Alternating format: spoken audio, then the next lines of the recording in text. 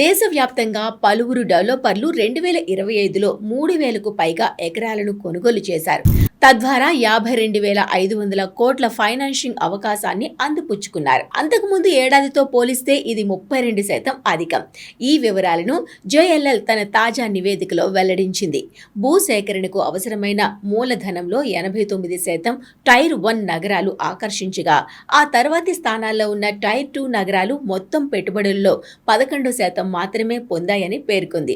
ఈ మూలధన కేటాయింపులో ఢిల్లీ, ఎన్సీఆర్, హైదరాబాద్ కలిసి 18% వాటాను చేజిక్కించుకున్నాయి.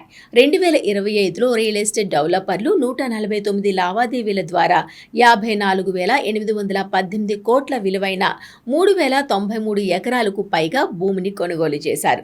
2026 మొదటి త్రైమాసికంలో ముంబై దేశంలోనే అత్యంత విలువైన భూ ఒప్పందాన్ని నమోదు చేసింది.